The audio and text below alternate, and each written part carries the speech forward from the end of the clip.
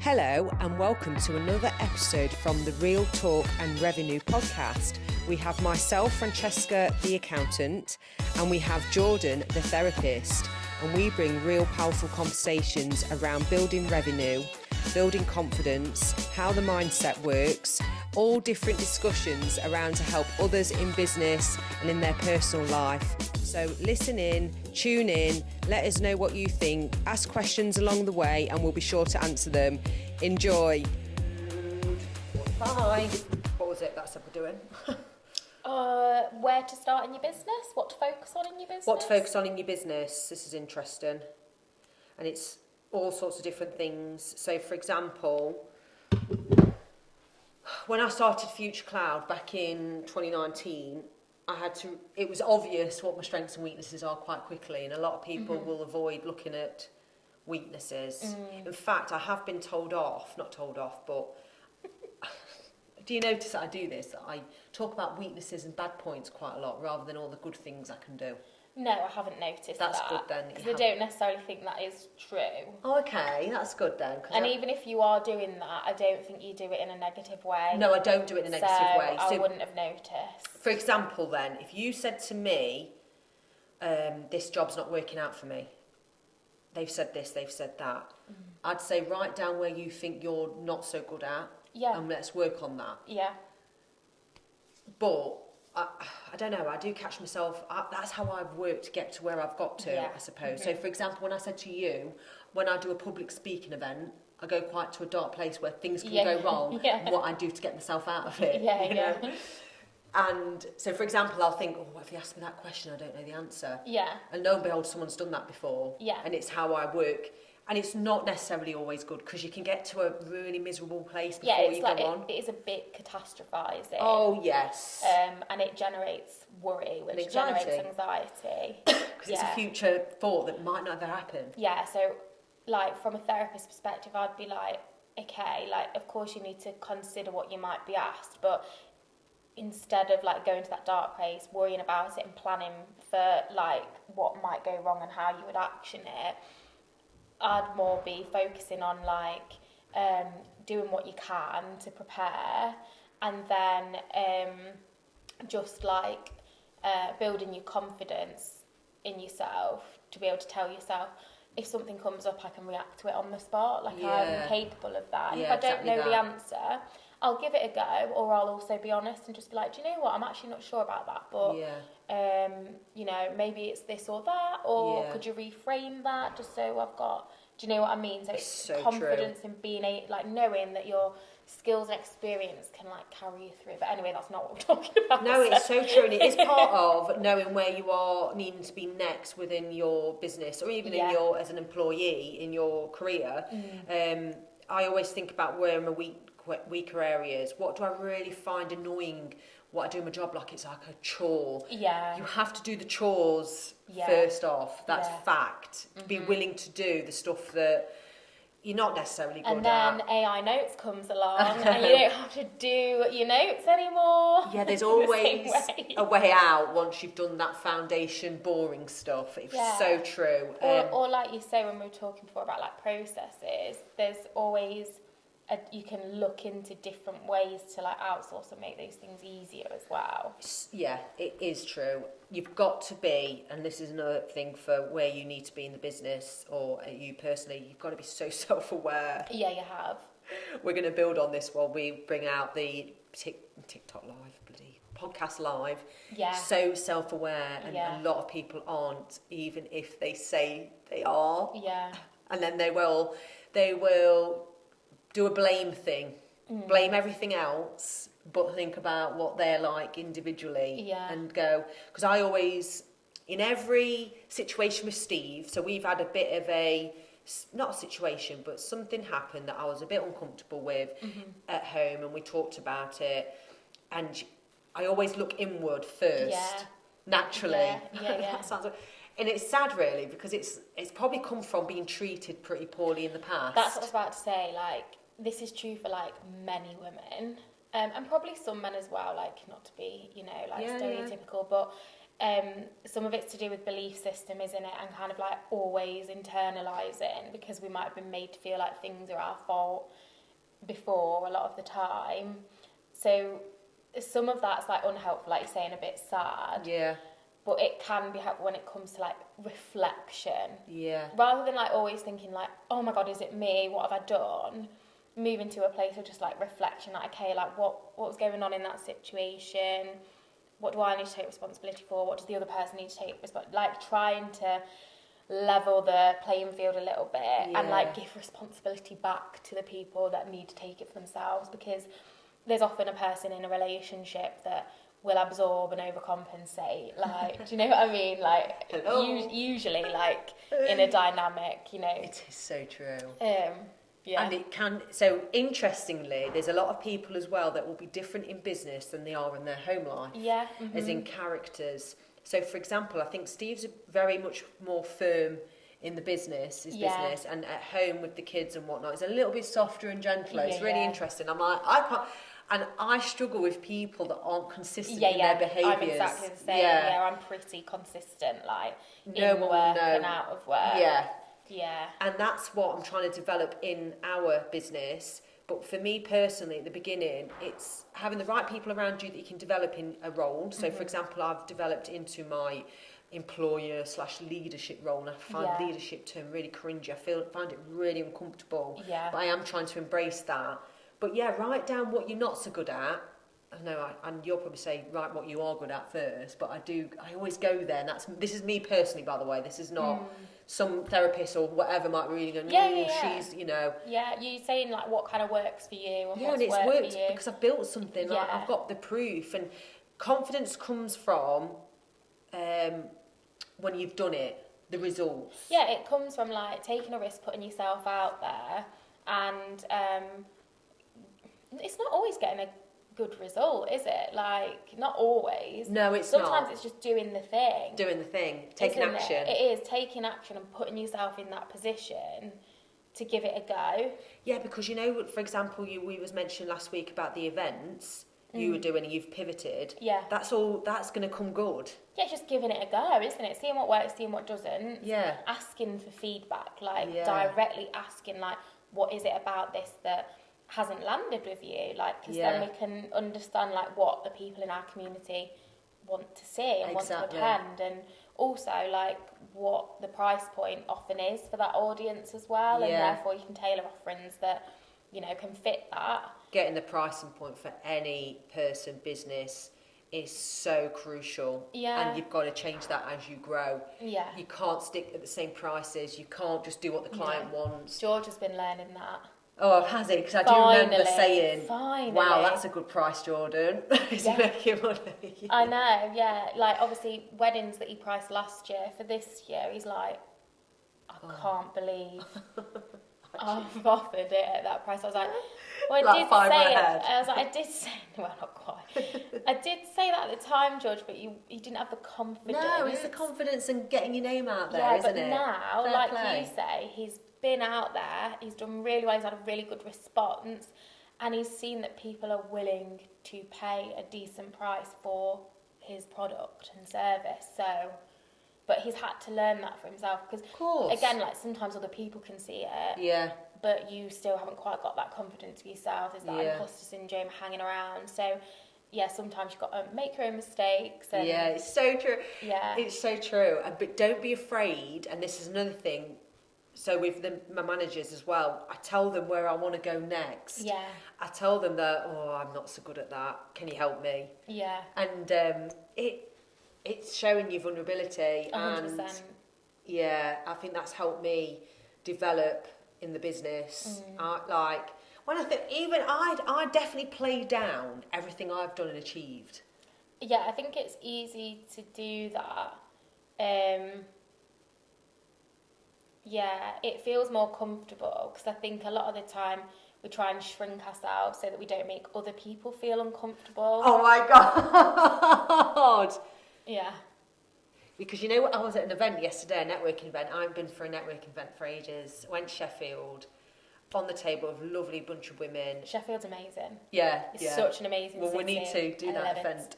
So maybe we should do it there. Anyway, so talking to them, they've been qualified accountants for years in their businesses. They're not owners, they're employees, chatting away, and I was holding myself back a lot. And then, but I was sharing, but feeling uncomfortable, really uncomfortable. They said, "Oh, have you heard of Accountex?" I'm like, "Yeah, I speak at it." Their jaws dropped. Really? Because it's a big deal. Right, yeah. To me, it's not. Yeah, because you're there and I'm there and doing it and think anyone can do this. Sometimes it's good, though, to have those experiences to like, realign yourself and be like, yeah, it is really cool what I've achieved. Like, yeah, it is really do you know cool. what I mean? Like, not to bring yourself down, but like just to remind yourself, like, I've achieved a lot, and actually so many people think that's absolutely amazing. Yeah, but whereas to you it's nothing. I know. Because it's not nothing. I know, and not everyone. So, for example, in the business, I know some of the team members, well, all of them probably would go, "I'd never speak at that event. I'd never post on social media. I'd never do a sell like you can. I'd never be able to talk like that with a client." Yeah. So actually, there is definitely skills that I bring that's 100%. not necessarily bookkeeping that I want to do or a VAT return prep. Yeah. But I can see things that some people can't. Yeah. That's good. That's Absolutely. You should be able to share that. Even saying what my strengths are, I probably find sharing my weaknesses, that's why I do it, a lot easier. Yeah. It's a shame that I do that in the same breath, but I always think work on the stuff you can't do so well. So, for example, in my High Rocks fitness stuff, I do the repetitive of the stuff I'm not so good at, like the running. Yeah. And it makes me miserable. Yeah. Because I'm doing the stuff that's dull. I don't like doing it. I'm not very good at it. Why would you put time and effort into that? But when I do an event, I can see I've knocked a minute off my run. Yeah. I'm like, this is so good. I do the stuff that not many are willing to do. Yeah, 100%. In our like age group and category sort of thing. Yeah. It's I find it interesting, but you have to really think. So for you, for example, we've had these discussions. Why are you trying to fix your own website? Why are you trying to do things? Yeah. Because you always assume when it saves me paying, God knows how much I'm going to have to pay for this. Yeah, but the time is just such a pain. And you feel ill trying to work it out. I get really pissed off. And all this, do you get this like build up frustration of worry because you're not fixing it, it's not working? Not worry necessarily. I just start to feel more demoralised, and then I'm like, oh, I can't be bothered. It's not doing what I want it to do, and I don't understand the systems and software enough to be like, for people that get it, it's just like do. Do you know what I mean? So true. It's like with I know when an employee are going to be pretty good. Yeah. But again, I go off my own standards that are probably a little bit much for people. Sorry to everyone listening to this, but I have stopped. I have to like catch myself, have a moment, and go, because I think I'm really fair in business. So, for example, I've made it clear that I want all team members to work whenever they want.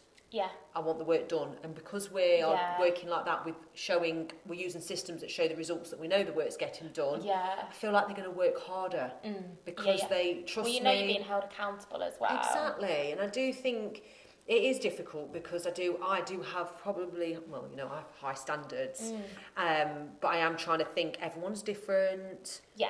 I won't put pressure on anybody. Yeah, that's But I catch a few little things.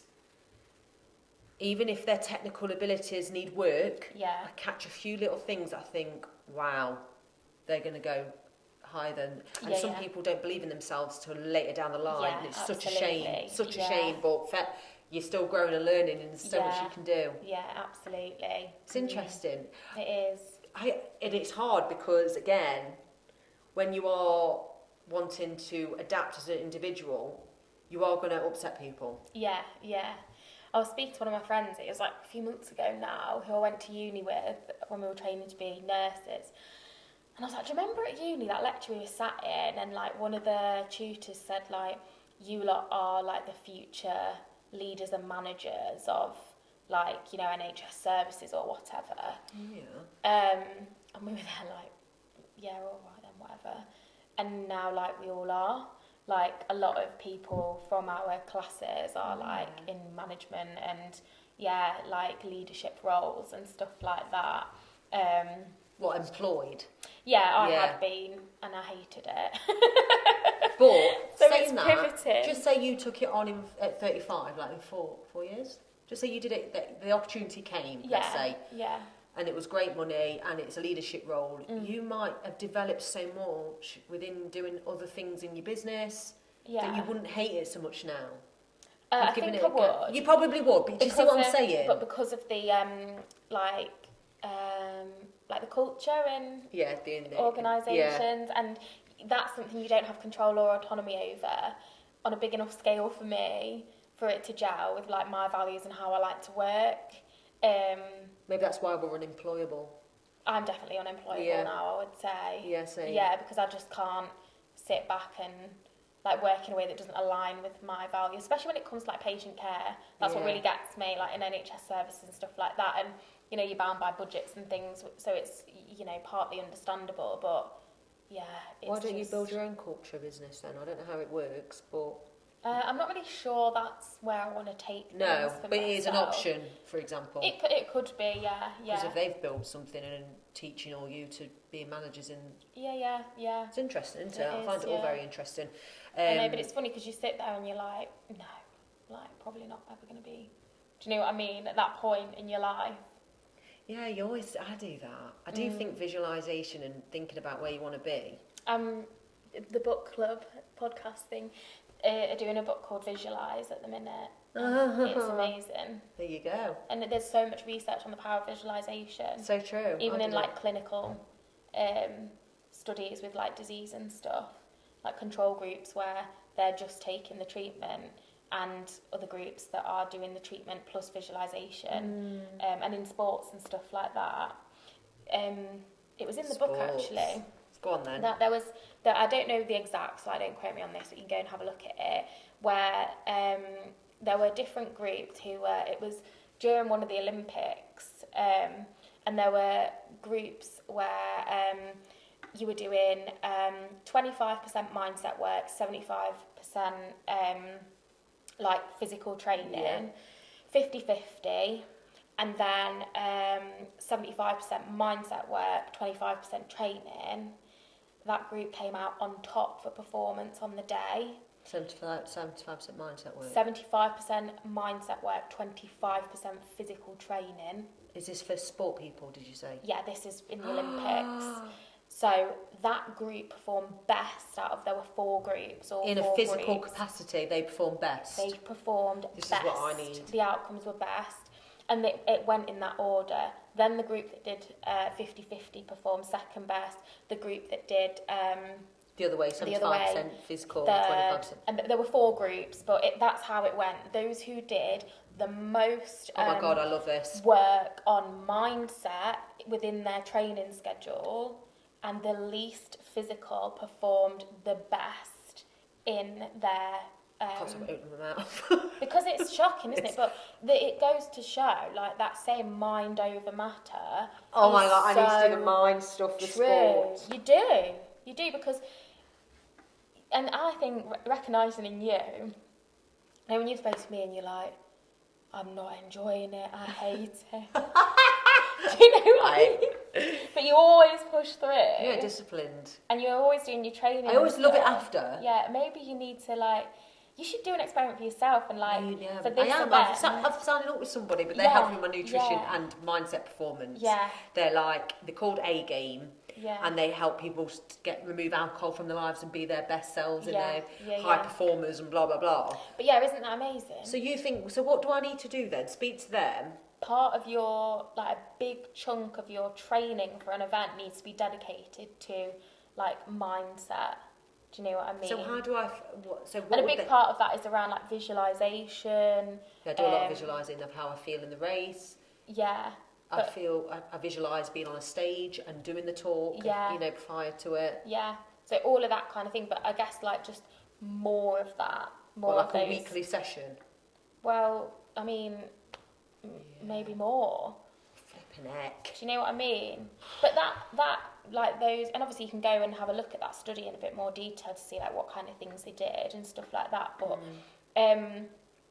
that would encourage, I guess, even if you reduced your physical training to do more mindset work, do you know what I mean? I'm constantly injured. I just said to you, I've just struggled to go upstairs. That's what I mean, that actually that might not necessarily impact your performance. It could improve it, like based on the outcome of those groups. So if I speak to the A-game guys, mindset work then comes in what capacity? What do you mean by the mindset work? I guess it's like coaching, maybe like sports psychology and things like that. I'm guessing in that kind of a domain. You know we can what? have a look at the study. Yeah, knowledge bombs. But it's in the book, Visualise. If anyone wants to go and have a look at that, it's fantastic, and it tells you different ways you can visualise and stuff like that.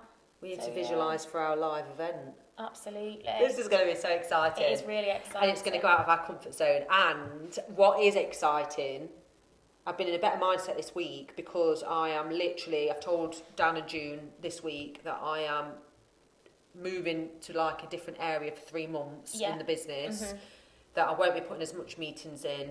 I'll be just coming in for the managers meeting. I'm being accountable to here. Yeah. That I'm doing like a project of social media growth in a different capacity. It's going to be completely different.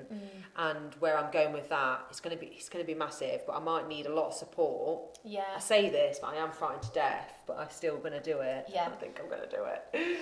So if anyone listening wants any advice or wants to give me advice on changing social media, even though I can probably give them advice as well, get in touch, or I'll share the updates on here. Yeah. Because we'll be still doing this. This will be exciting. Because what you have to do is, the world's changing. Like with you in your business, if you haven't got sales funnels in different areas, not an email campaign. Yeah. It doesn't have to be an email campaign. It needs to be platforms on social media, Substack, podcasts, social media content, updates about your personal brand. Business updates, link them together. If you're not doing any of those things, you're missing tricks for the future, future-proofing it. Yeah. Because people give up far too easily. Like, I know people that do podcasts, they give up within a year because, it's not got the traction. Yeah. Or we need a guest, or we need to get another guest. Yeah, we've just been enjoying the ride, haven't we? I said that to Liberty this morning. It doesn't feel like it's hard work, even though behind the scenes we do a lot. And we've got help. We have got help, and it's proven that I'm pretty good at putting things together, even though it was all very new to me. Yeah. But I do think it's got legs. And you were reluctant. Yeah. And you kept saying, should we start in December? Should we start? And I was like, should we just start next week? I'm like, I've got all the equipment actually. Press it on. Let's go see what happens. Yeah. And it has come pretty good. Yeah. It's been a nice hard. Kind of like slow burn for us, isn't it? But I feel like we're going to ramp it up. That will be part of the community building, which will work both ways, for sure. I'm so excited for a live event. So any last minute thoughts? It's basically writing down your goals, your weaknesses, what you need to work on, and what you can outsource, that you can get support on. And also, if you've got a team or you're building a team, please be open and clear and vulnerable with your team. Yeah, just be open. Do your mindset work. No, I'm going to look into this and we'll update. Yeah, it's important. Mindset work for sports in sports. And just generally, when working towards your goals, if you work on yourself and your mindset, you're going to do a lot better than if you don't. Do you know what I mean? Yeah. Like, you can take actions and do the things, but if you're also like visualising, developing your self-belief and your confidence, that's a massive part of the picture, isn't it? Having self-belief. So true. I'll just make that before. Yeah, thanks for tuning in, and we'll see you next week. Bye.